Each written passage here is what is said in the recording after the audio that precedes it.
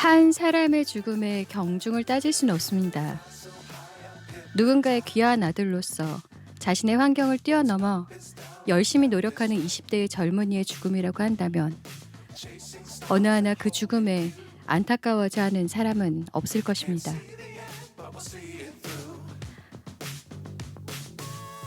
바로 지난 8월 11일 아파트 건설 현장 창호 교체를 하다 추락하여 숨진 강보경 씨의 죽음이 그러합니다. 장학금과 학자금 대출로 대학원에 다니고 있는 강 씨는 이따금 일용직 노동으로 학비와 용돈을 충당하고 열심히 살았습니다. 수많은 죽음 속에서 강 씨의 죽음이 더 아픈 까닭은 강 씨 외에도 지난 1년이 못 되는 시간 동안 8명의 사망 사고가 있었습니다. 같은 건설사가 짓는 아파트 건설 현장에서 말이죠. 죽은 사람은 있지만 죽음을 알고 사고에 대한 책임은 건설사도 작업을 주관하던 업체도 책임을 떠넘기려 하지 않고 정확한 규명 없이 이번 3일 전 국감장에서도 넘어가고 말았습니다. 그저 열심히 일하던 그들의 죽음이 헛되이 잊혀질까 통감할 뿐입니다. 누구에게 물어야 할까요?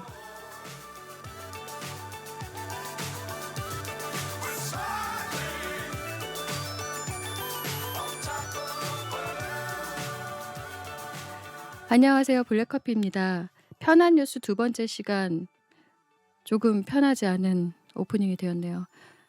누군가는 적어도 이 시간 함께 저와 그리고 여러분이라도 그분들의 좀 죽음의 의문을 품고 기억해 줘야 할 것 같아서 이렇게 시작을 하게 되었네요. 첫 번째는 인사부터 해야죠. 그래도 자, 지금 지난주보다 이제 한 분이 더 저희와 함께 계시는데 인사만 먼저 해 주시죠. 안녕하십니까. 저는 블랙커피고요.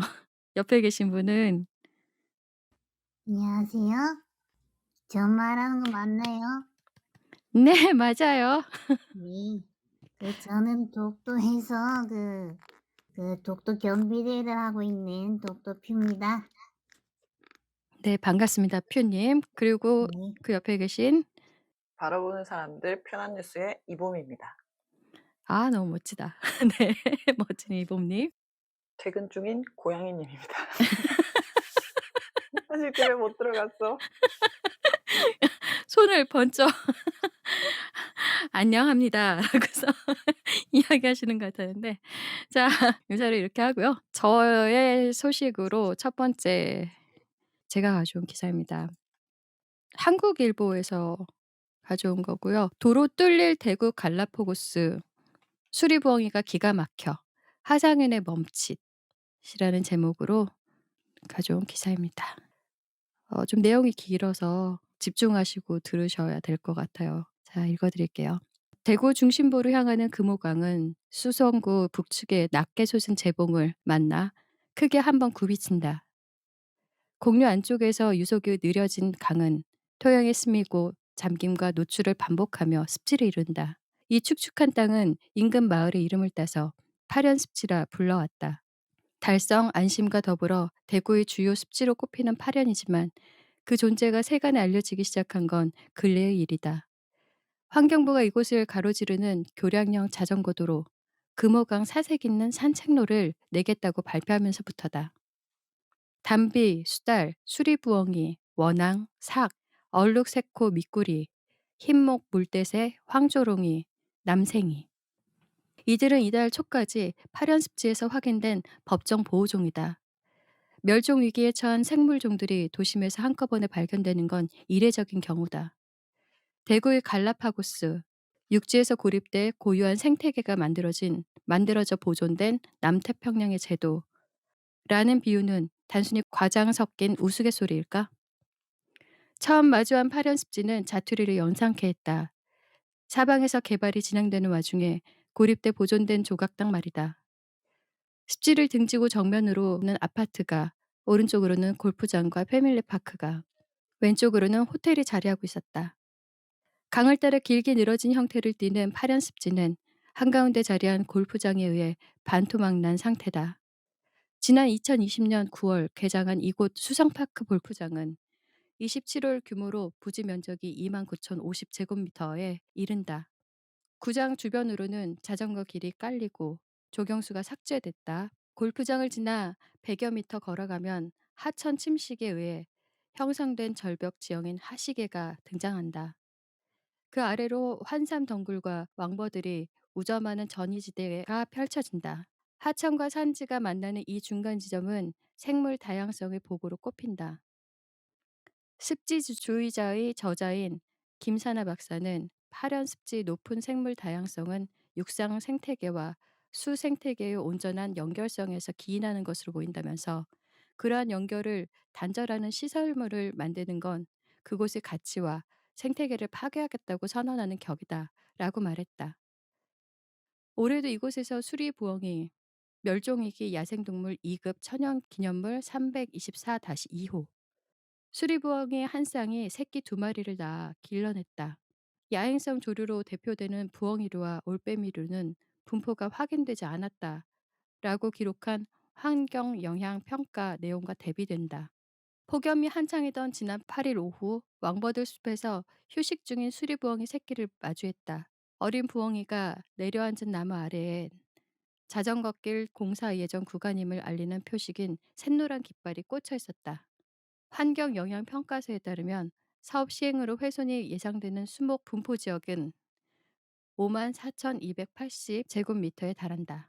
정다미 꾸룩새 연구소 소장은 한 곳에 자리 잡고 살아가는 맹금류인 수리부엉이의 서식 환경은 상당히 까다롭다면서 정착해 잘 살고 있는 종의 집을 파괴하고 쫓아내는 일을 벌이면서 대체 서식지를 해결 방안으로 드는 것은 지극히 인간의 관점이다라고 설명했다. 정 소장은 서식지 파괴는 수리부엉이를 포함한 야생동물의 생존에 있어 가장 큰 위협임에 틀림없다라고 덧붙여 말했다. 금호강 사색 있는 산책로 조성 사업의 환경영향평가 보완 1차 평가서에 따르면 파란 습지를 가로지르는 제방 산책로와 자전거 도로 계획 수립의 주된 사유로 주민 민원을 들고 있다. 수성 패밀리파크 및 골프장 이용객의 상업시설, 동촌 유원지 명물 먹거리촌, 접근 관련 어려움을 해소하는 데 그 목적이 있다는 것이다. 낙동강 유역 환경청 하청국 이강욱 공사 1과장은 본 사업은 제방 보강으로 홍수 안전을 확보하고 산책로와 자전거 도로를 통해 주민 불편을 해소하는 것에 목적을 두고 있다면서 도심을 가로지르는 하천인 금호강에서 인간과 자연이 공존할 수 있도록 최선을 다하고 있다라고 밝혔다. 그러면서 환경청 측은 공사 전 정밀 조사에서 발견된 얼룩새코 미꾸리, 큰 기러기, 큰 고니, 흰목 물대새, 새매 등에 대해 전문가 자문을 구하고 환경 영향 저감 대책을 수립했으며 수리부엉이와 담비 등 추가 확인된 법정 보호종에 대해서도 저감 대책을 수립 반영해 공사를 실시하겠다고 설명했다. 생태적 보존 가치의 높은 습지에 골프장을 짓더니 이제는 그것도 모자라 골프장 이용객들 편의를 위해 야생동물 서식지 한가운데로 산책로와 자전거 길을 뚫겠다고 한다. 수달이나 담비, 수리부엉이 모두 다 환경부가 지정한 보호종인데 환경부가 나서서 그들의 서식지를 훼손하는 사업을 진행하는 건 커다란 모순이 아닌가? 파련습지 왕버들 숲 아래에선 정수근 대구환경운동연합 사무처장은 안타까움을 감추지 못했다. 정 처장은 우리가 체감하고 있는 기후위기도 결국엔 난개발과 생태교란의 결과라면서 근시안으로 야생동물 서식지를 파헤치는 일을 멈춰야 한다고 말했다. 이제 여기까지고요. 좀 잘 읽고 싶었는데 목이 아프네요. 자, 기사는 여기까지고 제가 좀 저의 생각을 말씀드리자면 대구 시민을 위한 편의와 민원 해결이라고 하기에는 여러모로 좀 답답한 상황입니다. 환경이라는 단어와 함께 거론되는 생물 다양성의 중요성이 정확히 맞닿는 지점이 파련습지가 아닐까 싶습니다. 편리와 속도가 우리나라 발전의 시발점이라는 생각도 들지만 지금은 단순히 사람의 편리와 빨리빨리 문화에서 오는 장점만을 말하긴 어렵게 느껴지는 것 같습니다. 산책로와 자전거 도로의 필요성을 따졌을 때 무엇이 더 중요한지는 더 깊이 숙고하고 판단해야 할 일이라 생각됩니다. 무작정 생태계를 파괴하며 건설이라는 허울만을 본다면 분명 놓칠 수밖에 없는 것이 인간의 척박한 미래가 아닐까 싶습니다. 해양 환경 또한 위협받고 있는 지금 여러 기후 이변 등 전 세계가 다양한 이상들로 들끓고 있는 가운데 대구 파련 습지는 지극히 작은 부분일 수도 있습니다, 분명. 그러나 기자의 제목에서처럼 파련 습지는 우리나라의 갈라파고스가 아니라고 누가 얘기할 수 있을까요? 고유성을 누가 판단할 수 있을지 좀 묻고 싶습니다. 어떻게 들으셨어요? 퓨님, 모이즈님, 고양이님? 혹은 아래에서 듣고 계신 분들이 계시다면 어떻게 동의하지 않을 수 없는 기사라 코멘트 드리긴 할 말이 뭐한데, 있는 그 저는 그 기사 들으면서 네. 파련 습지가 어디쯤인지 한번 찾아봤거든요. 네. 그랬더니 대구 지도에서 구글에서는 파련 습지는 없고 안심 습지라 해 가지고 좀 더 큰 습지들이 있나 봐요. 근데 네네. 파련 습지는 거기 기사에 있었던 어떤 골프장을 검색하니까 그 음음. 앞이 네. 개발이 안 된 그냥 강가에 갈대랑 나무 숲풀이 우거진 그런 약간 버려진 땅처럼 음. 도시처럼 예. 느껴지지 않는 예. 그런 걸 위성 사진으로 확인할 수 있었거든요. 근데 그 아. 주변이 보니까 그 골프장 진입로가 그 옆에 있는 호텔로 가는 다리를 건너서 골프장을 가야 되는 상황인 거예요. 음. 그래서 아마도 대구의 그 금호강 쪽에는 한강처럼 다리가 많지 않은 것 같았고, 사람들이 그 골프장이라든가 그쪽 이제 건너편이 개발이 되면서 많이들 왔다 갔다 하게 됐는데, 다리가 모자라서 이게 다리를 놓고 산책로를 놓고 사람들 편의를 위해서 좀 개발하려는 그런 상황인 것 같았어요. 예예. 근데 그 기사를 보면서 4 대강도 떠오르고 예. 제주도의 비자림도 그때 2018년 19년 그 맞아요. 당시도 예. 떠올랐는데, 예. 결국 개발을 하는 것도 순간이고 그 개발하는 건 정말 순간인 것 같아요, 인간의 이익에 의해서. 근데 그 개발됐던 게 어떤 부작용을 낳았다고 했을 때 그걸 되돌리는 건 한번 편해진 사람들이 쉽게 그걸 되돌리지 못하는 것 같거든요. 그래서 쪼끔 불편한 채로 지내든가 아니면 다른 쪽에 그 이제 그쪽 생물종들 놔두고 다른 쪽에 공원이나 뭐 산책로나 만들어도 될 것 같은데, 굳이 거기를 하려는 이유는 뭘까? 어떤 이득이나 이해관계가 또 깔려 있을까? 그런 생각하면서 어차피 그게 개발이 되면 그 동네 살던 애들이 이제 다 또 흩어지고 딴데 가서 정착해서 살겠죠. 근데 인간이 한 실수를 되돌리는데 엄청 시간이 오래 걸릴 텐데 대구가 좋은 선택을 하길 바랍니다. 네. 혹시 퓨님과 고영이님 또 다른 이야기 있으신가요? 동의하거든요. 네. 어떻게 어떤 부분에서 동의를 하시나요? 동물 모든 부분에서 보 동의합니다. 모이즈 님의 의견에 절대적인 동의. 저는 지금 네. 동물 대표의 관점을 피력해 주십시오.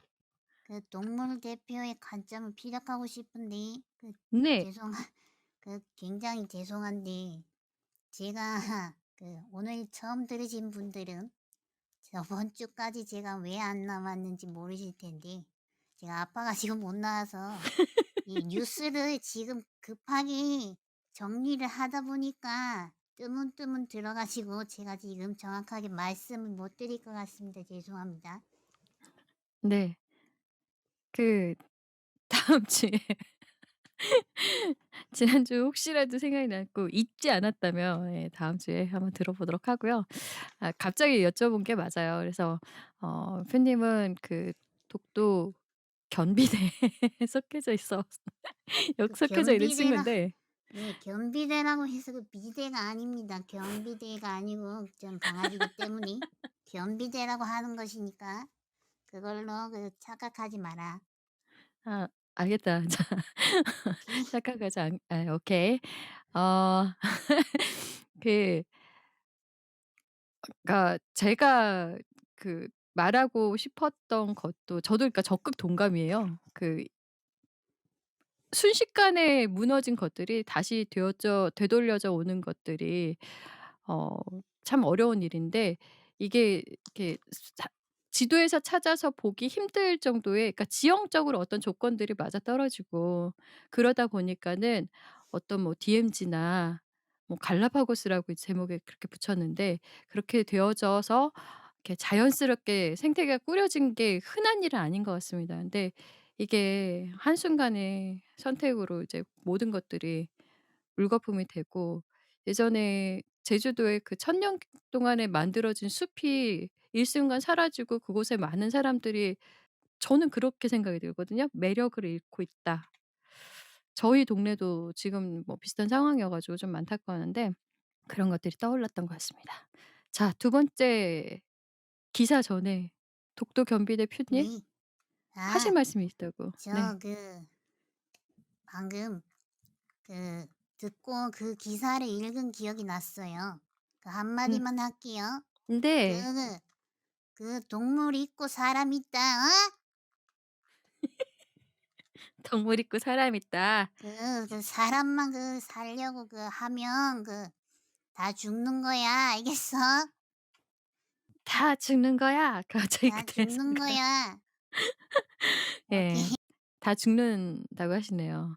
그럴 수도 있죠. 왜냐하면 점점 파괴되어서 어떤 일들이 지금 생각하지 못했던 일들이 마구마구 일어나다 보니까 그 전 세계적으로 정말 알 수 없는 그 기상 이변들이 유난히 2023 년에 많은 것 같습니다. 이렇게 너무 많은 사람들이 이렇게 고통받는 지진도 계속 일어나는 것 같고 몇 개월 이렇게 간격으로 좀 무서운 생각이 들어요. 뭐 우리나라도 뭐 "안전하지 않다." 맨날 그런 기사들도 보이고 해서 더 그런 것 같은데 자 표님 더 하실 말씀은 없으시고요?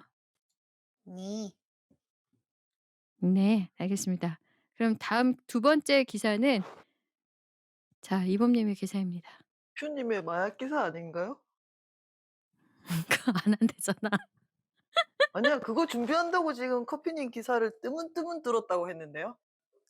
모찌님부터 먼저 한번 해주세요, 그럼. 어. 그럼 제가 제 거를 읽기 전에 그 커피님께서 편집 기술이 되시면 그 기사에 보면 커피님 기사에 수리부엉인가 올빼미가 이렇게 눈을 꿈뻑꿈뻑하는 그 네. 동영상 있잖아요. 네네. 거기에 퓨에 "다 죽는 거야." 이걸 좀 읽어 가지고 썸네일이나 이런 걸로 쓰면 참 좋겠다. 다 죽는 그런 거야. 의견, 오케이. 네, 한번 해 먼저 드리고요. 보겠습니다. 아 네. 제가 픽한 기사는 매일경제의 10월 19일 전종헌 기자의 기사입니다. 건강하세요.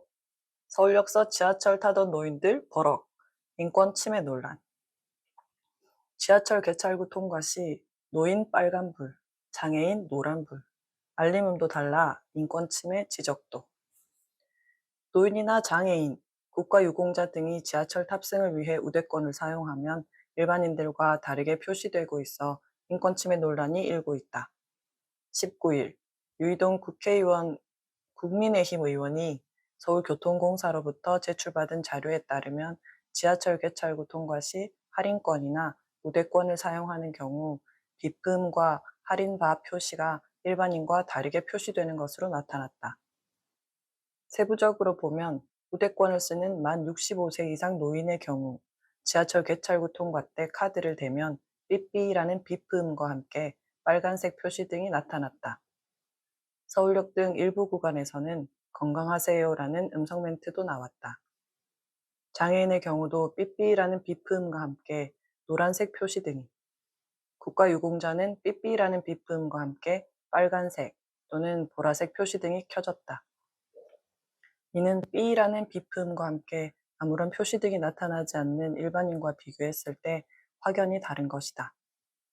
때문에 자신이 노인이나 장애인, 국가유공자라는 민감한 개인정보를 뒷사람에게 고스란히 노출하게 되는 상황이 벌어지고 있다는 지적이 꾸준히 제기되어 왔다. 이에 대해 서울교통공사는 부정승차를 막기 위한 고육지책이라고 설명했다.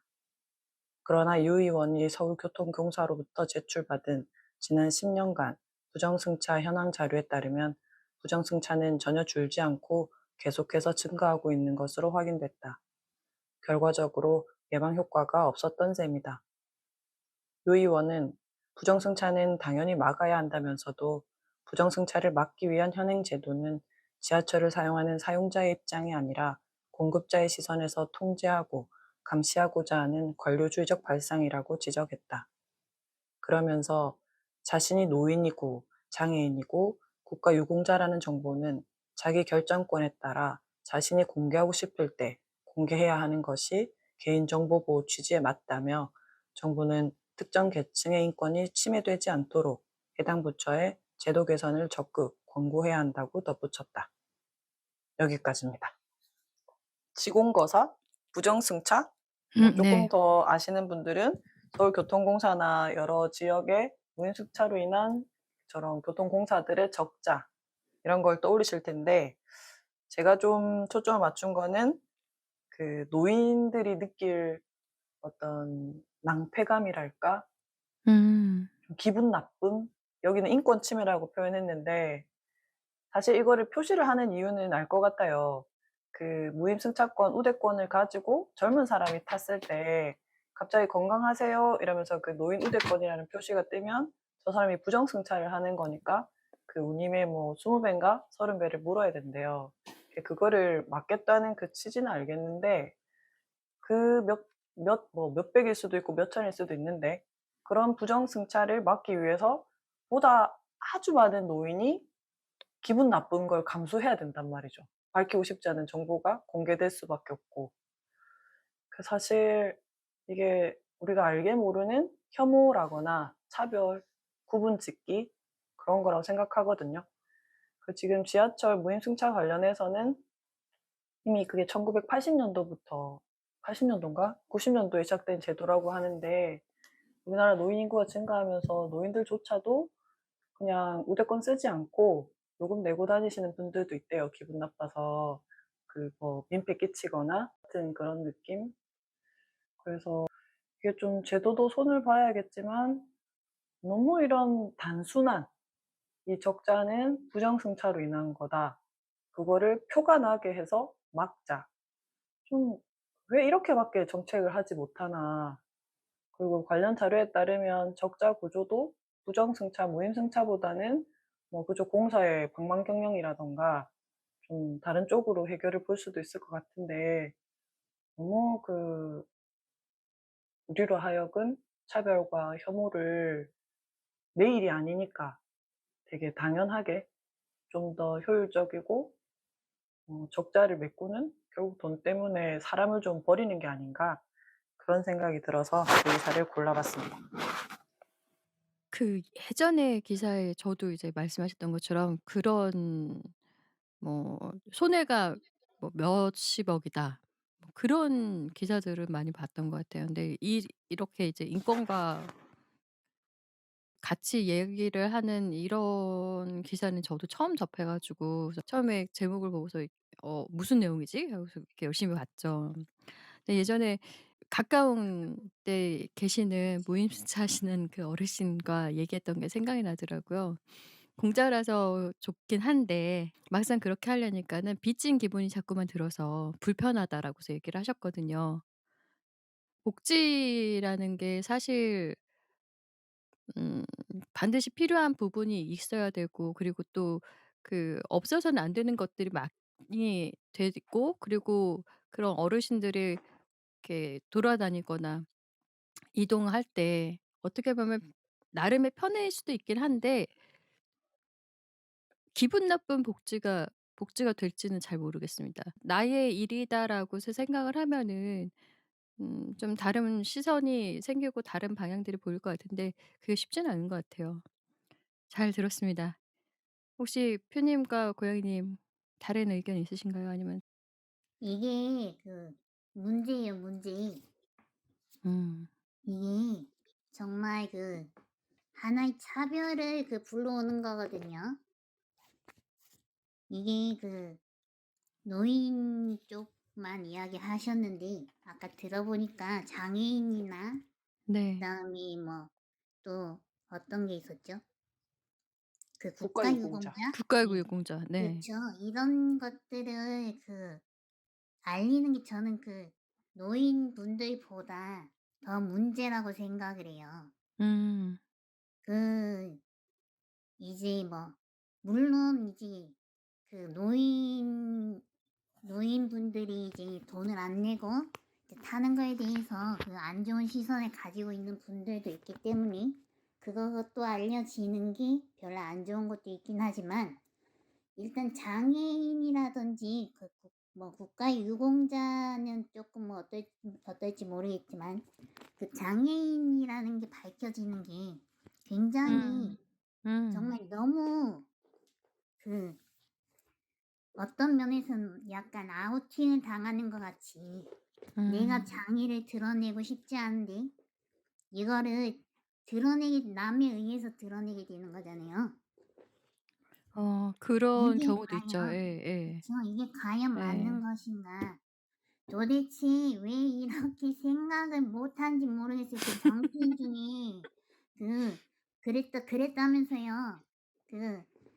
버스비가 올랐는데 버스비가 얼마 정도 하는지 아십니까? 이랬더니 한 1,000원 정도 되겠죠. 이래서 확 그냥 어?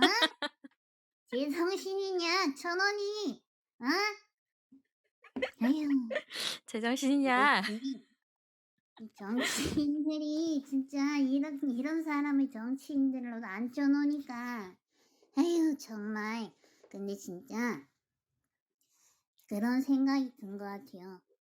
우리나라는 너무 개발도상국에서 너무 빨리 발전을 했다 보니까 음. 겉으로는 선진국 같지만 이런 인식이나 의식이 아직 선진화되지 못한 거에 너무 많은 것 같아요.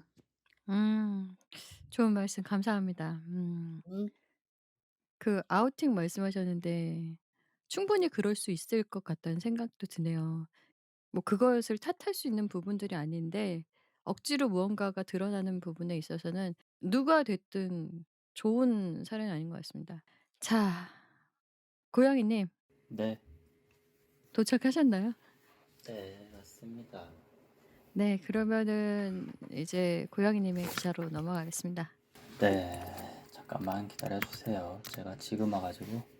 네, 저는 일단 기사를 2개 준비했고요.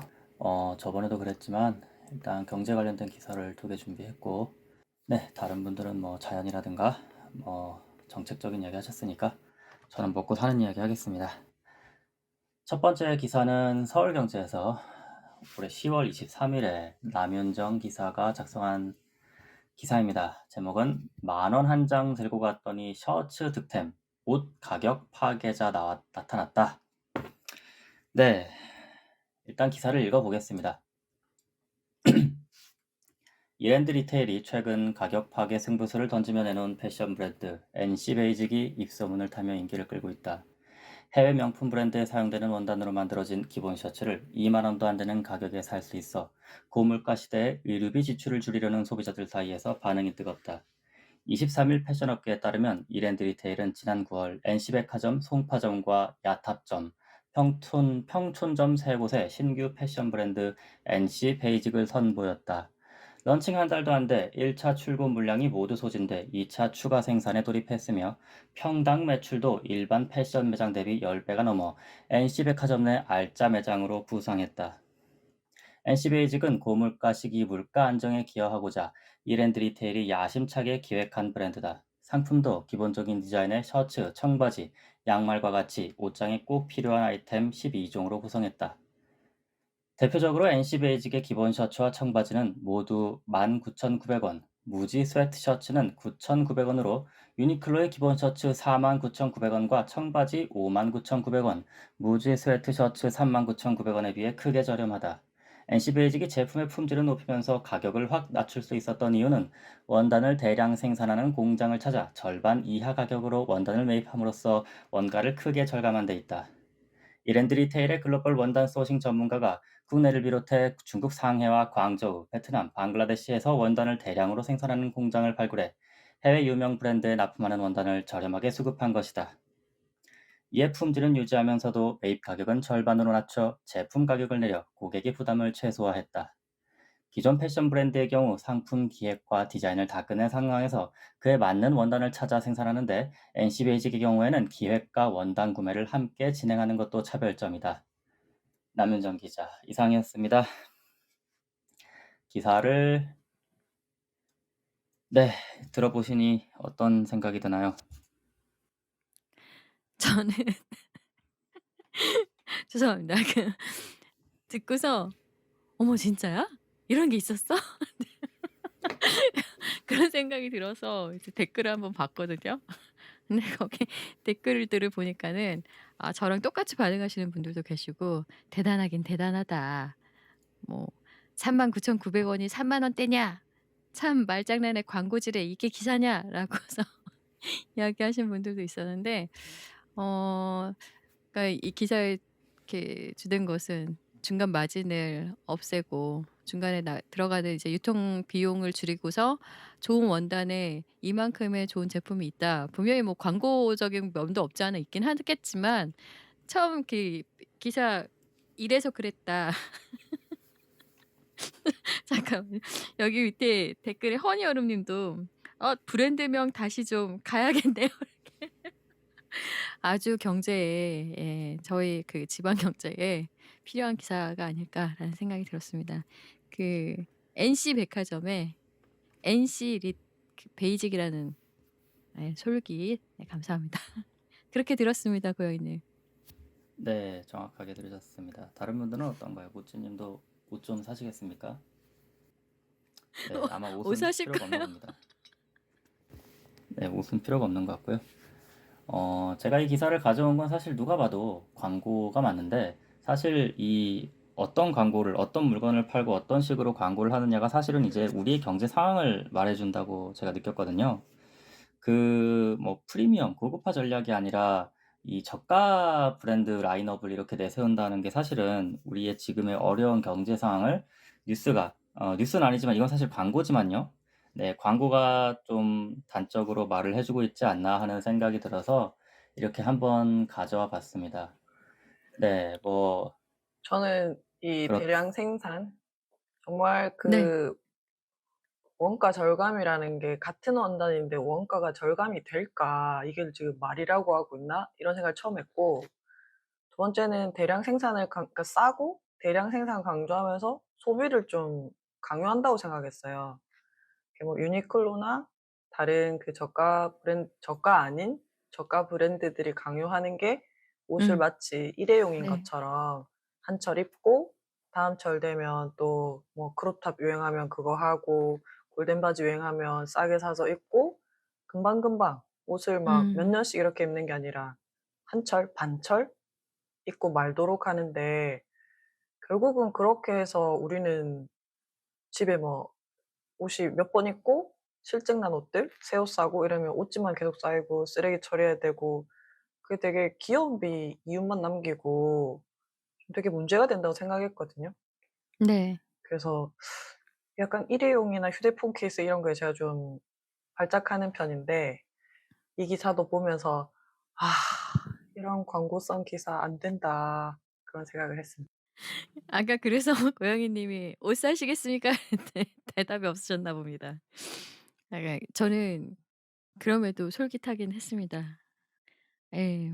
반성이 되긴 하는데 자라나는 아이들과 살다 보니 어쩔 수 없거든요. 그럴 때가 있더라고요. 나의 이렇게 "잘하지 마." 그렇게 안 되잖아요. 어 그래서 이제 솔깃했다. 약간의 이제 핑계를 그렇게 대보고요. 두 번째 고양이 님의 두 번째 기사 들어볼게요. 네, 제가 준비한 두 번째 기사는 여러분들도 보셨을 것 같은데 카카오뱅크의 대주주 자격을 잃을 수도 있다는 기사입니다. YTN의 엄연주 기사가 마찬가지로 10월 23일 어제 저녁에 발행한 기사입니다. 제목은 시세 조종 의혹 카카오 김범수 금감원 출석 카뱅 대주주 자격 일나 이렇게 되어 있습니다. 일단 제목부터 한번 짚고 넘어가야 되는데 카카오 김범수라고 했습니다. 그만큼 이분이 아마 지금 뭐 의장인지 뭐 이분의 직책을 뭐라 불러야 될지 모르겠는데 대단히 영향력은 어마어마한데 이제 영향력만 갖고 있고 돈만 벌고 이분이 하는 일이 사실 없습니다. 그래서 이분에게 칭호를 붙이기가 뭐한 상황이라서 이분이 뭐 대표이사도 아니고 뭐가 아니에요. 그래서 기자가 이제 제목을 줄일 겸 네, 카카오 김범수라고 하지 않았나 요런 생각을 좀 하게 되는 제목입니다. 어쨌든 읽어 보겠습니다. 카카오 창업자인 김범수 미래이니셔티브 센터장이 SM 엔터테인먼트 인수 과정에서 불거진 시세차익 의혹과 관련해 피의자 신분으로 금융감독원에 출석했습니다.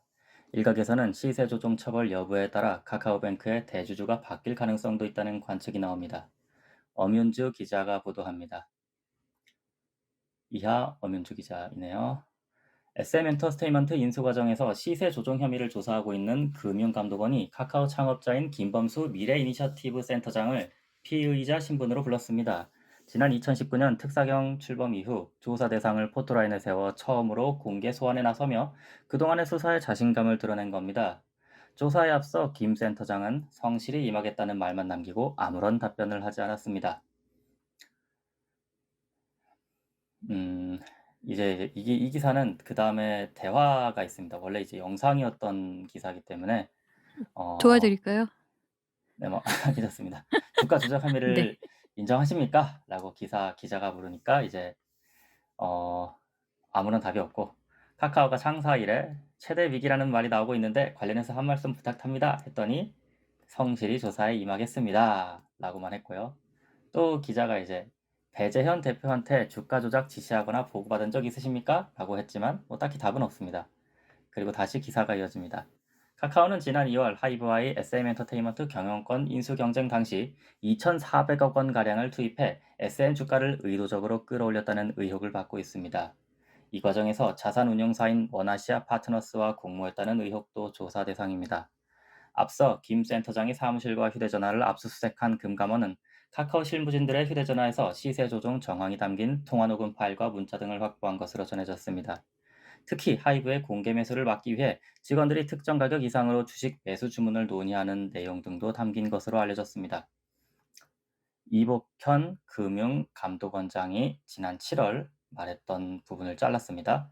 이렇게 말했습니다. 생각보다는 수사가 신속하게 진행되고 있으며 어느 정도 실제 규명에 대한 자신감은 갖고 있어서 하면서 말을 줄였고 지난 7월의 상황이 이렇습니다. 금융감독원장이 자신감이 있다 수사에 이렇게 말했고 다시 뉴스 기사로 돌아가서 아직 기소 전 단계라 결과를 예단하긴 어렵지만 일각에선 처벌 여부에 따라 카카오뱅크 대주주 적격성 문제가 불거질 수 있다는 관측이 나옵니다. 현재 카카오뱅크의 지분 약 27%를 보유하고 있는 대주주인 카카오가 벌금형 이상 처벌로 적격성에 문제가 생겨 금융당국의 적격성 충족 명령을 해결하지 못할 경우 지분 10%의 초과분을 처분해야 하기 때문입니다. 하지만 여전히 카카오 측은 시세 조정이 아니라 정당한 장내 주식 매수였고 김 센터장도 이에 관여한 바 없다는 입장인 것으로 전해졌습니다. 올해 초부터 이어진 경영진들의 잇따른 사법 리스크로 인해 지난주 심리적 저항선이었던 4만 원 선 아래로 내려간 카카오는 52주 신저가를 경신하고 있습니다. YTN 엄윤주입니다. 네, 이상 이런 기사였고 여러분들 보시면 알겠지만 아마 뭐 뉴스에 떠서 이제 워낙에 큰 기업이다 보니까 지금 카카오가 관심을 갖고 보신 분들도 있을 겁니다. 카카오가 원래 이제 은행 쪽에 지분을 갖고 있는 회사들은 법적으로 일정 이상의 처분을 받으면 대주주의 지위를 내놔야 된다고 합니다. 강제로 이제 주식을 처분을 하는 식으로. 그런데 지금 카카오가 이제 SM 엔터테인먼트 경영권을 놓고 하이브와 대결을 할 때, SM의 주가를 일부러 끌어올려서 자기들만 지분을 높이는 식으로 이제 조작을 했다라는 의혹이 지금 제기가 되고 있는 거고, 그래서, 문제가 뭔가 되나 봅니다. 네. 사실 카카오 입장에서는 SM 엔터테인먼트를 사들이고서 그 대가로 카카오뱅크를 잃어버린다면 굉장히 뼈저릴 것 같은 상황인데, 제 생각으로는 아직 밝혀진 건 아니지만, 네, 카카오는 터질 게 터졌다. 김범수 미래 이니셔티브 센터장. 이제 직책만 봐도 사실 이분이 되게 하는 거 없고 돈만 많이 굴리고 있는 사람이라는 게 느껴지는데요. 네. 욕심이 많으면 사람이 많이 먹고 탈이 나기 마련이 아닌가라는 생각이 살짝 드는 그런 기사였습니다. 이상입니다. 카카오 주식 가지고 계신가요 혹시? 카카오 주식 없죠. 저는 국내 주식을 하지 않습니다. 뭐 지금은 주식도 안 하고요. 그러니까 이 기사를 왜 선택하셨는지, 아 왜 하필 저는 사실 김범수 아 네. 카카오 김범수 금감원 질서, 왜 이 기사를 가지고 오셨는지 그게 궁금합니다. 제가 요 며칠 사이에 이제 사실은 기사를 살펴본 당일이 아니어도 그전에도 사실은 다른 곳에서 이거에 대한 소식을 들었기 때문에 이게 좀 아 네. 유명한 것 같아서 네 그래서 좀 화두가 된다. 그리고 또 이제 카카오 같은 경우에는 어쨌든 국내에서 기업 규모로 치면 지금은 엄연히 엄청난 규모를 갖고 있고 또 여러분도 카카오뱅크 하나쯤 다들 쓰실 것 같아서 네. 네 한번 재밌는 우리에게 큰 영향은 없겠지만 네 좀 재밌는 소식이라고 생각을 하고 가져와 봤습니다. 네 별 이유는 그 없습니다. 늘 재미로 가져옵니다. 네. 감사합니다. 봄님 마이크를 여시려다가 무슨 말씀하시려고 했는데. 아주 기사를 픽한 게 '혹시 종친인가?' 이런 생각을 잠시 했고 저는 아니면 '고수인가?' 관련 그 관련 업계 생각했는데. 종사자인가? 회사 사장님인가? 이런 생각을 일단 그러니까 아 약간 직원의 마음으로서 네. 사장님이 경영을 엉망진창으로 하고 있는데 끌려갔다 이러면 '에휴 저럴 줄 알았다.' 이런 마음에서 기사를 불러오신 건가? 비슷하게 그런 생각도 느끼셨어요. 잠시 예. 했거든요. 저는 그 오너 리스크에 대해서 다시 네. 한번 이게 네네. 기업이 어떤 사람은 실수할 수 있고 잘못된 판단을 할 수 있는데 그것 때문에 피해를 실은 뭐 직원들도 보겠지만 이 주식을 산 사람들이 얼마나 피눈물을 흘리고 있겠습니까. 그래서 '이런 일은 좀 없어야 된다.' 그 조사를 음. 잘 해 가지고 카카오뿐만이 아니라 좀 오너들을 좀 예 잘 관리가 됐으면 좋겠습니다. 그 댓글에 여기 진달래 님께서 "세 분의 목소리 합이 너무 좋아요. 세 분 다 발음도 참 좋으시고." 오늘도 느꼈습니다. 그 고양이 님은 정말 책 잘 읽으신다. 네. 일단 잘 읽으신다. 아까 숫자가 막 이렇게 긴데 잘 읽으시더라고요. 그래서 감동. 그 말씀도 드리고 싶었고, 여기 또 헤르미언느 님 죄송합니다. 헤르미언느님께서 "뭔가 공격적 이유가 있을 것 같죠." 고양이 님은. 저도 똑같은 생각이 들어서 '왜 하필 이 기사를 가져왔을까?' 그런데 그 미묘하게 약간 그런 거 있잖아요. 읽으면서 살짝 웃고 있는 듯한 느낌을 저는 받았거든요. 그래서 네 사실 저는 고수 국내 주식을 별로 좋아하지 않습니다. 이 맨날 맨날 분할 상장이나 해야 되는 이런 그 음. 아주 부실한 방만 경영을 하면서 개미들의 돈을 수없이 빨아먹고 있는 이 대기업 욕심내다가 이번에 이렇게 탈이 나는 겁니다. 네 그래서 이거는 이제 오너 리스크가 맞고 이제 국내 대기업들의 전형적인 경영 행태가 이 모양이고 이런 수순인 점에서 것 참 같아요. 예. 네 참 "꼬스운 뉴스다." 네 저는 뭐 네 저분도 한번 감옥에 갔다 오면 이재용 씨도 감옥에 가는데 김범수라고 먹을 거 있습니까? '한 번씩 다 가면 된다.'라는 생각을 좀 하고 있고요. 네 카카오 주식이 없어서 그런지 물론 여기에서 이제 카카오 주식이 있는 분들 속 터지는 분들도 있겠지만 네. 네. 카카오 분할 상장하는 거를 그렇게 보셨는데 카카오 주식을 추가 매수하신다면 뭐 그거는 우리 그 한국은행 총재가 말씀하신 대로 '투자하는 개인의 판단에 따라야 되는 것이 아닌가.'라는 의견을 저는 갖고 있고요. 네. 모두 그 말씀하시는 내내 이렇게 지긋한 미소가 같이 느껴졌습니다. 잘 들었고요. 어 '언젠가 일어날 법한 일이 아니었을까.' 저도 그 생각이 좀 들었습니다. 그 '여기는 깨끗한가?' 라고 조금 살짝 기대했던 그 대기업들이 좀 있었어요, 몇몇 군데가. 그런데 이제 좀 그런 생각을 갖고서 바라보고 있었는데 무언가가 하나씩 만들어지더라고요.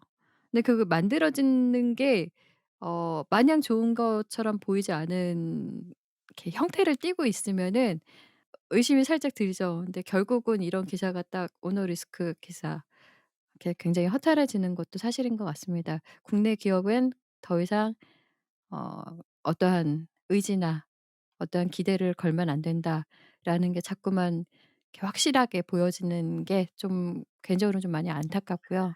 그 우리 음 MBTI 하듯이 네. 오너들도 이제 덕목이 있을 거잖아요. 그래서 네네. 그거를 운전면허 갱신하듯이 얘는 시험을 쳤으면 좋겠어. 걔 계약 기간 1 년, 2년 이래 가지고 새로 이제 오너 될 때는 시험 통과해야 되는 걸로 뭐 경영, 윤리 네. 그런 거 있잖아요. 노동법 잘 알고 있나 이런 거 좀 시험을 예전에 청문회 끝나고 어느 분하고 그런 얘기 했었거든요. 청문회 때 옆에서 이렇게 그 적성검사 그거 보고 그리고 얼마나 착한가. 긍정적으로 이 사람의 당위성에 이렇게 드러날 수 있을 만한 문항들도 좀 확인해서 점수도 좀 매기고 그 숫자 좋아하시잖아요, 이런 분들.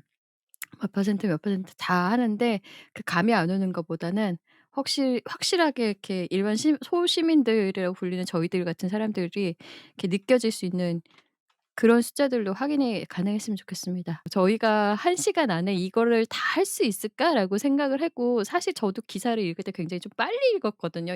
그러다가 실수도 좀 많이 하긴 했는데 어찌 되었든 1 시간 안에 끝난 것 같고 혹시 다른 분들 더 이야기하실 거 있었나요?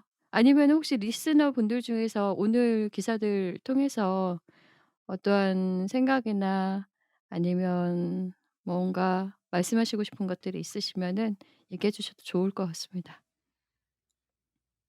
뭐 전 안 해요. 네 표님. 하셔야죠. 아니 그 해야지, 준비 해야지. 네. 준비하라면서요. 아유 하셨군요. 부담될까 봐 네. 넘어가는 척 하시랬던 것 같아요. 아이고 들켰네. 네. 에 그 지금 막 준비해서 뭐 버벅거릴 수 있겠지만 주위 시사 논평 요즘 그 마약이 엄청 문제가 되고 있습니다. 최근에 그 배우 이성균 씨를 비롯해서 그 이전에는 그 유아인 씨도 지금 마약 때문에 엄청 문제가 되고 있죠. 근데 이 마약이 그 이런 연예인뿐만이 아니고 지금 그런 학생들, 심지어는 중학생들까지 뻗고 있다고 해요. 우리나라는 그 마약 청정국이었는데 어쩌다 이렇게 되었는지 일단 그 이성균 씨가 그 마약 투약 혐의로 지금 그 피의자 신분으로 수사를 받고 있다고 합니다. 그래서 그 채널A의 조현진 기자가 올린 기사를 짤막하게 읽어보겠습니다. 마약류 투약 혐의로 어제 형사 입건된 배우 이성균 씨, 경찰이 이 씨에 대해 마약류 관리에 대한 법률상 대마 혐의 외에도 향정신성 의약품 투약 혐의도 적용한 사실이 확인됐습니다. 이 씨는 서울 강남 유흥업소 여정업원 A씨의 자택에서 올해 초부터 여러 차례 대마 등 마약류를 투약한 혐의를 받습니다. 경찰은 이 씨가 대마 외에도 케타민과 같은 향전신성 의약품을 투약한 것으로 보고 있습니다. 이 씨의 마약 투약 혐의를 입증할 수 있는 증거를 어느 정도 확보한 것으로 알려집니다. 경찰은 빠른 시일 내에 이 씨를 소환해 조사할 방침입니다. 시약 검사를 해 마약 종류와 투약 횟수 등을 확인할 예정입니다. 라고 돼 있네요. 이게 너무 문제가 되는 게 예전에는 연예인들 극소수의 연예인들만 이렇게 마약 문제가 많았는데 이거를 찾다가 보면서 제가 방금 전에 또 다른 뉴스를 한 개 찾았는데요. MBN 뉴스예요. 생활비를 벌려고 대학가에 대마 카드 전단을 뿌린 40대가 긴급 체포됐다고 하거든요. 이게 내용을 간단하게 보면 그 A씨는 지난 22일 오후 건국대에서 마약 전단을 뿌린 뒤 집으로 돌아왔다가 홍익대로 이동했고 지난 22일에는 가천대에서 범행을 저질렀는데 이렇게 뿌려진 전단만 200장이 넘는다고 합니다. A씨는 생활비가 필요해서 예술 전공 학생들을 대상으로 사기 범행을 계획한 것으로 전해졌다고 합니다. 대학 관계자의 말인 액상 대마가 요즘 창작하는 사람들한테 그렇게 많이 유행을 한다고 해요. 예능 쪽에 있는 사람들 이제 그런 대학의 중심으로 유행을 하고 있다고 합니다. 이게 말이 되냐고요. 이게 너무 지금 문제가 너무 많은 것 같습니다. 이거는 MBN 노하린 기자의 그 뉴스였습니다. 자, 퓨님은 정말 이렇게 딱 한 문장으로서 그들에게 뭔가 말씀해 주시고 싶으신 게 있다면? 야, 정신 차려라!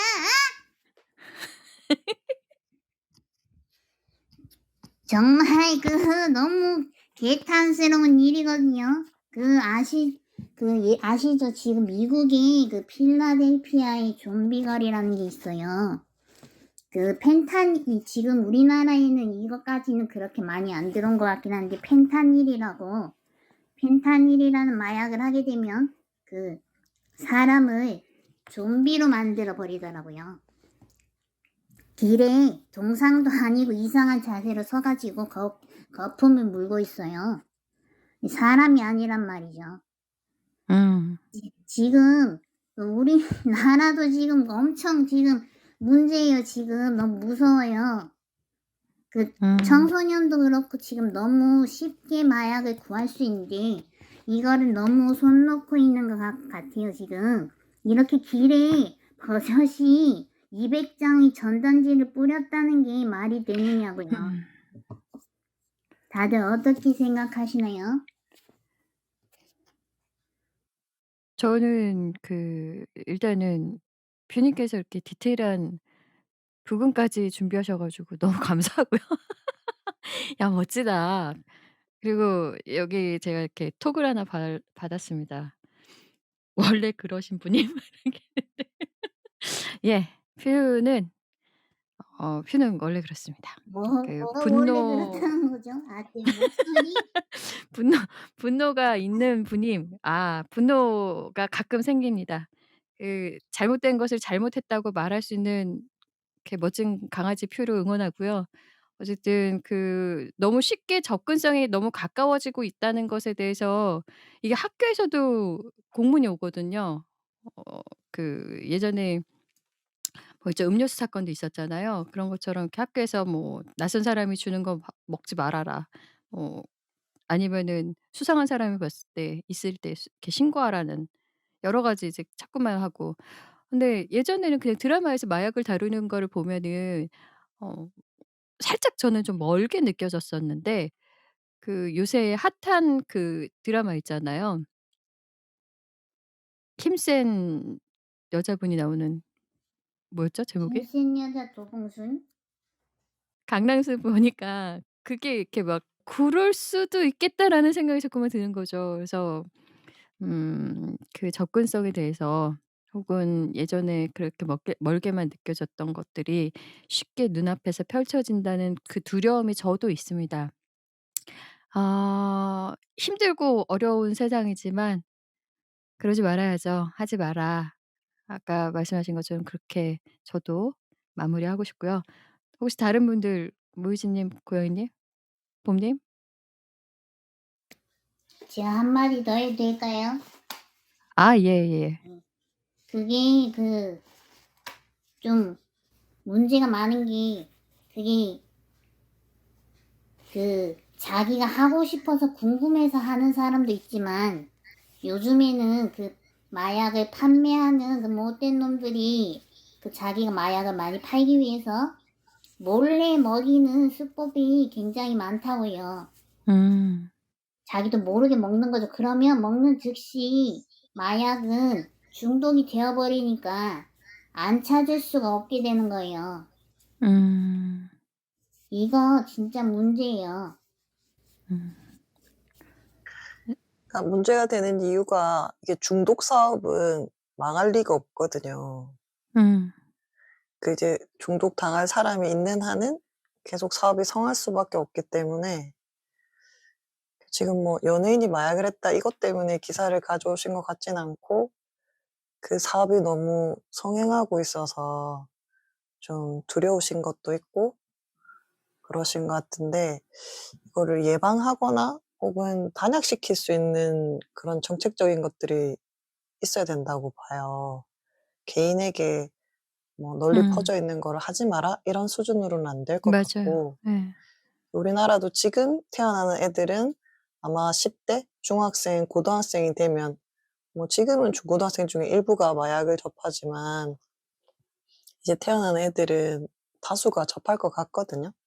음. 그래서 이거를 지금 뭐 여러 가지 할 일들이 많겠지만 예방 예방은 뭐 캠페인이라든가 이런 거밖에 없을 것 같고 애들한테 단약을 좀 잘할 수 있도록 근데 단약에 대한 그런 뭐 센터나 기사나 정보가 진짜 없거든요.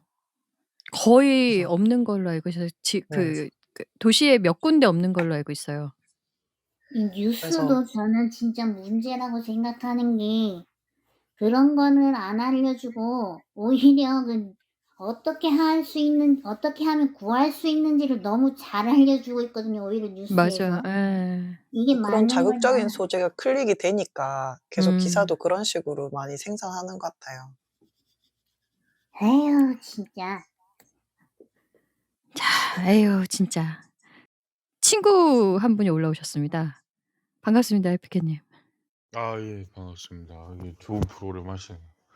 그 마약 얘기 나와서 하는 말인데 그 마약 공급의 근본적인 그러니까 우리가 어떤 모든 부패들은 사실상 자본이 흘러가잖아요. 그러니까 우리가 뭐 이렇게 부정부패 같은 거 조사를 하면 자금이 어디로 흘러가는지를 하면 이제 꼭대기가 나오잖아요. 그래서 그 공급망이 어떻게 되는지 누가 이 일의 주범인지 생산책인지를 알 수 있는 게 뭐든지 어째 자본주의니까 돈의 흐름인데 이 마약 산업이 이렇게 확장되는 이유가 뭐냐면 비트코인 때문에 그래요. 규제받지 않는. 음. 예 규제받지 않는 자본이 풀리면서 그거에 대한 이제 추적이 불가능하거든요. 그러니까 이제 마약 산업은 비트코인과 이 디지털이라는 것의 어떤 병목 현상으로 이제 날개를 펼치는 거가 되는 거죠. 그러니까 이 결국 공급을 어떻게 막을 것이냐면 통제가 되는 어떤 그 돈이 필요하다라는 건 얘기인데 그러니까 추적이 가능한 그러니까 결국에 이제 그 가상 코인에 대한 어떤 규제가 일어나면 예 마약이라는 것도 원천적으로 이제 공급하는 그 생산이나 공급하는 그 머리들을 잡을 수 있는 예 그게 될 거예요. 근데 지금 그렇지가 않죠. 왜냐하면 국회의원들도 비트코인으로 돈을 많이 벌었거든요. 음. 예. 그러니까 이제 이 정치가들 재산 내역 공개할 때 비트코인으로 돈 벌어 가지고 막 이렇게 많이 질책을 받고 했던 의원들도 상당수가 많잖아요. 그러니까 암암리에 고렇게 이득을 본 사람들이 상당히 많아요. 상당수가 많고 그러니까 그들이 그것을 적극적으로 세금을 물린다거나 추적이 가능한 어떤 수단으로서의 돈으로 바꾸는 어떤 규제 뭐 이런 사업을 전혀 할 의지가 없죠. 그러니까 마약 산업을 한동훈 법무장관이 "잡겠다."라고 얘기를 하는데 결국 잡는 것은 공급책을 차단하는 게 제일 좋은 방법이거든요. 그럼 추적이 가능해야 되는데 대부분 그 자금은 예 비트코인으로 암묵적으로 이제 거래가 되고 있는 거기 때문에 사실상 말만 그렇지 예 '어렵다. 예 어려울 것이다.' 그런 생각이 들고 그 대중들이 이제 마약 같은 거를 사는 데 있어서 마약이라는 것은 돈이 많고 할 게 없는 재벌들의 어떤 그 즐기는 하나의 뭔가처럼 우리가 많이 소비를 해 왔잖아요. 콘텐츠를 볼 때 뭐 영화를 보든가 드라마를 보든가 뭐 상류층들이 이렇게 마약 파티하는 뭐 이런 거. 근데 사실상 그게 이제 작품으로서만 소거되는 게 아니라 진짜 실제로 그렇고 연예인들도 돈 많이 벌고 우리 그러니까 평범한 대중이 보기엔 그렇잖아요. 저렇게 성공을 한 사람이 명예도 가진 사람이 '왜 마약이라는 것의 이미지를 저렇게 만들까?' 보면은 그러니까 이게 욕망 인간의 욕망인 거라는 생각이 들어요. 욕망이라는 게 끝이 없고 예. 마약이라는 것도 한번 해 보면 저는 안 해 봤지만 물론 해 보면 저 뭐 이렇게 니코틴에 중독된 사람이니까 근데 끊었긴 했는데 그것도 되게 막 이렇게 그렇잖아요. 중독성이 되게 강한데. 마약이라는 것은 기분까지 좋게 하니까. 근데 이성균 씨가 이렇게 된 일을 저도 보면서 느낀 게 뭐냐면 '참 인간의 욕망은 끝이 없구나.' 예, 해 보고 싶은 건 다 해 보고 그리고 재벌들도 하잖아요. 프로포폴이라는 그러니까 치료한다라는 거짓말로 연예인들도 많이 했고 그 암암리에 그렇게 다 하는 것 같아요. 그리고 그런 사람들은 이제 안 걸리는 이유가 뭐냐면 돈으로 그걸 가리니까요. 그 돈으로 막으니까 그게 안 되는 건데 사실상 이 마약 산업에 대한 이 공급도 그 비트코인도 문제지만 저는 근본적으로 문제가 뭐냐면 한동훈 법무부 장관이 그거 얘기하면서 되게 웃긴 게 뭐냐면 마약에 중독된 사람들을 위한 그 복지를 줄였어요. 대폭 삭감했습니다. 예전에 그 우리 이거 같이 이 콘텐츠 했을 때 같이 얘기한 적이 있었잖아요. 중독자들을 위한 그런 것들을 좀 시설이나 그 상담 프로그램이라든가 그런 것들 적극적으로 많이 만들어야 그런 사람들이 마약에서 벗어나올 수 있게 되지 않겠느냐. 뭐 그런 얘기를 했었는데 오히려 삭감을 더 줄이는 반대로 가고 있죠. 그래서 좀 '더 안 좋게 되지 않을까.' 저는 개인적으로 그렇게 생각이 듭니다. 그 지금 말씀해 주신 내용은 저희가 예전에도 이렇게 다뤘던 부분과 많이 결부된 것도 맞는 것 같고요. 어 지금 이야기하신 해피캐 님께서는 이 방송 전에 저희가 그 이봄 님과 저와 해피캐 님 3 명이 그 세상을 보는 뉴스라고 어 이 방송을 했었습니다. 어떻게 보면은 다른 이름과 다른 사람들로 이제 새롭게 바뀌었는데 아마 이렇게 "잘하고 있다." 이렇게 말씀을 해 주시려고 올라오셨던 게 아닌가라고 생각했는데 그 만약에 하면 안 된다. 정말 이렇게 아니 되게 좋으신 거 하신 것 같아요. 되게 잘 하시는 것 같고 들으면서 잘 음. 들었고요. 좋은 기사들을 많이 가져오신 것 같아요. 예 저도 들으면서 아까 전에 그 재벌 이야기 했을 때 뭐 카카오 의장을 얘기하셨는데 저는 개인적으로 그런 생각이 들어요. 사람이 잘못일까요? 저는 왜 이런 생각을 하냐면 제가 그렇게 되게 깨끗한 사람이 아니라서 제가 카카오 의장 같은 그런 위치와 그런 돈을 얻을 수 있는 사람이었으면 어떻게 했을까를 한번 물어보거든요, 스스로한테 솔직하게. 그럼 저도 그러지 않았을까요? 그런 생각이 들어요. 물론 아니실 분도 있어요. 들으시는 분들 중에 우리 그 진행하시는 또 커피 님도 아닐 수 있는데 물론 그게 부끄러워야 합니다. 자기의 양심값이 그거밖에 안 된다라는 걸 부끄러워해야 되는 것인데 저는 시스템과 구조가 인간을 그렇게 타성에 적게 만든다라고 생각을 해요. 그러니까 성과주의죠. 그러니까 어떤 시스템과 구조가 같이 더불어 갈 수 있는 되게 이상점을 우리가 뭔가를 나아가려면 시간이 필요해요, 시간. 그러면은 우리는 그 시간 안에 그러니까 어떤 CEO의 성과를 볼 게 아니라 그 사람의 철학, 경영 철학. 그러니까 이게 우리 근데 그렇지 않나요? 이 사회가 만연한 게 뭐냐면 진지한 사람들을 진지충이라고 하면서 진지한 말을 하는 거를 되게 혐오하는 시대예요, 요즘 시대가. 그러니까 철학적 어떤 본질적 그런 물음을 던진다라는 게 되게 시간 낭비고 허망한 것이고 헛되다라고 생각을 해요. 왜? 그게 성과주의에 전혀 반대되는 말이거든요. 근데 우리가 '세상을 좋게 살았으면 좋겠다.'라고 얘기를 하잖아요. 근데 그 지점은 언제나 시간을 길게 들여봐야 되는 문제인 거예요. 성과를 논하지 말고. 근데 우리나라 대통령 임기가 그쵸? 장기적인 어떤 플랜을 가지고 뭔가 시스템과 구조를 바꾸는 데는 적합하지 않아요.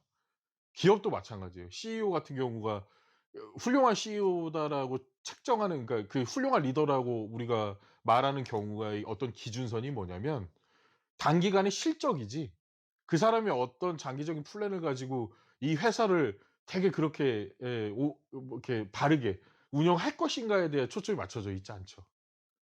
그러니까 이것에 대해서는 어떤 문제점 우린 다 알고 있는데 우리 하물며 우리 인생도 성과로 살잖아요. 일 다니는 것도 그렇고. 그렇잖아요. 사람을 평가할 때도 그렇잖아요. 이거를 바꾸지 않는 한 이 문제는 저희 세대가 계속 이게 나아가 봤자 저는 크게 바뀌지 않을 거라고 생각해요. 그러니까 이 자본주의라는 것에 어떤 우리가 혜택을 보지만 반대로 한번 생각해 볼 필요성이 있어요. 이로우는 것이 뭔가가 있을 텐데 그 뭔가를 한번 생각해 보면 우리는 사람을 평가하는 데 있어서 너무 꺼리낌 없죠. 패배자 낙인 찍는데 너무 꺼리낌이 없고 스스로도 그래요. 스스로도 사람의 행복이라는 것은 다 저마다의 생김새처럼 다를 건데 돈을 많이 버는 것이 행복한 일이라고 우리가 긍정의 고개를 끄덕이는 일들이 참 많잖아요. 그럼 왜 그런가를 생각해 보면 우리가 살아온 시스템과 구조가 결국 자본주의와 성과주의이기 때문이에요. 그것에 다 물드는 거예요, 세상이. 그러니까 시스템과 구조의 문제지 저는 사람의 문제라고 생각하지 않아요. 네. 개인적으로 그렇습니다. 댓글을 잠깐 보겠습니다. "완전한 도덕적 경영은 불가능합니다." 해피캣님 올만에 멋있으심. 잘 읽었나요? 또 "리더는 장기적인 목표와 방향으로." 네. 두 번째 편한 뉴스 시간이었는데 경제적인 가정의 경제적인 그리고 여러분들께서 좀 들었을 때 어떠한 울림이 있으셨는지 잘 모르겠습니다. 근데 저희는 지난번에도 그랬지만 이렇게 저희가 선택하여 어떤 기사들을 가지고 여러분들과 함께 소통하고 그리고 그 이야기하는 과정 안에서 저희가 느끼고 경험하는 것들을 간접적으로 알게 되는 것들을 실질적으로 저희가 삶에서 얼마만큼 같이 나갈 수 있을지는 잘 모르겠습니다만 만들어 가고 싶습니다. 어떤 좋은 것들을 향해서 내디딜 수 있는 관심과 자 좋은 말씀 오늘 많이 들은 것 같아요. 또 이렇게 침도 올라오고 마무리해야죠. 자 오늘 아침 어떤 사람의 시에 그런 말이 적혀 있었습니다. "시간은 정해진 대로만 흐르는구나. 원한다고 바꿀 수 없겠구나."라고요. 이 시는 만 10 살짜리 저의 아이의 등교 전 짧은 시간 동안 적은 글이었어요. 대부분 없어서는 안 되는 공기나 시간, 양심, 염치 같은 중요한 것들에 금액을 정할 수는 없습니다. 그렇다 보니까 때로는 그 막연한 것들의 귀중함을 놓치고 가는 게 아닌가 싶기도 해요. 여러분의 중요한 것은 무엇인가요? 여러분의 시간에는 얼마를 지불하실 수 있으신가요? 두 번째 편한 뉴스 오늘 함께 해 주신 이봄님, 표님, 고양이님 그리고 올라와 주신 해피캣님 그리고 많은 댓글들 생각보다 정말 많은 분들이 듣고 그리고 계시고 어쨌든 너무나 감사합니다. 세 번째 다음 주에도 다들 함께 했으면 좋겠네요. 건강하시고요. 원래 음악이 같이 나왔어야 되는데 제가 좀 늦었네요. 자 다음 주에 뵙겠습니다. 행복한 밤 되시고요. 다음 주 화요일 날 9 시에 뵙겠습니다. 감사합니다. 꼭 와라. 꼭 와라. It's kind of funny that the more we pass time, the more we need to set the rewind. And 19 was the year I had to leave you, but now I'm seeing all the signs. Is this